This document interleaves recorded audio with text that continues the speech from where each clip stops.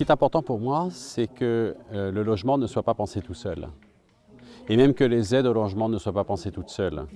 Dans la politique que nous conduisons, ce qui lui donne sens, c'est une cohérence d'ensemble.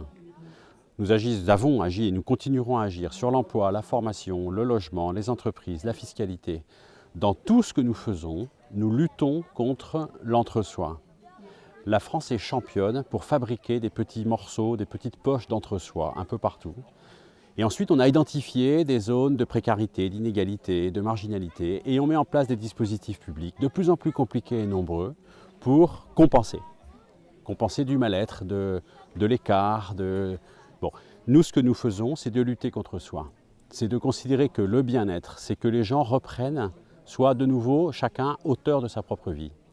C'est-à-dire qu'on puisse tous se dire à un moment donné, je n'aime plus ce que je fais, je veux changer.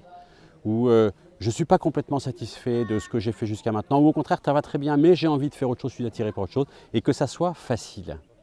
Dans ce que nous faisons pour les jeunes en particulier, c'est-à-dire que ça induit, en fait, ça a conduit à penser la précarité autrement. Quand je discute souvent, j'ai beaucoup échangé avec des syndicalistes salariés, pour qui j'ai le plus grand respect, j'en étais un moi-même dans ma carrière.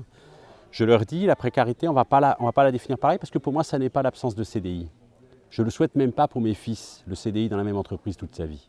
Et donc, il faut qu'on puisse, le logement en fait partie, mais il en fait partie d'un ensemble où c'est facile, pas dramatique, de se déplacer, d'habiter 18 mois à tel endroit parce qu'on y fait une formation, de revenir, d'aller à l'international, de changer de carrière en milieu de vie, etc.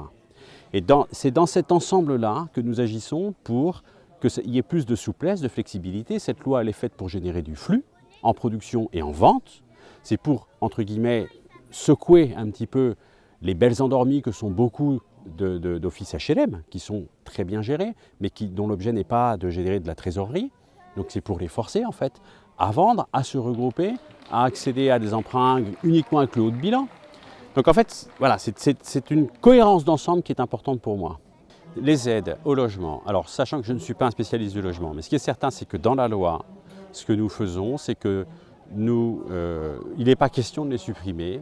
La diminution, non, il est question de les réattribuer, de les cibler. Je vous prenais l'exemple de la vente. En région parisienne ou dans des zones tendues, vendre un logement, ça peut rapporter jusqu'à 1 million d'euros. En région parisienne, pour produire un logement social, il faut 200 000 euros de fonds propres. Avec une vente, vous faites 4 à 5 logements sociaux. Il y a des endroits, notamment en zone rurale, où ça n'a aucun sens de vendre.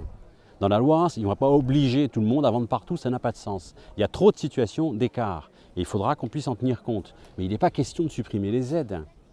Simplement, on peut quand même se poser la question de leur efficacité, c'est-à-dire de leur efficacité en tant que levier, sans que ça soit insultant.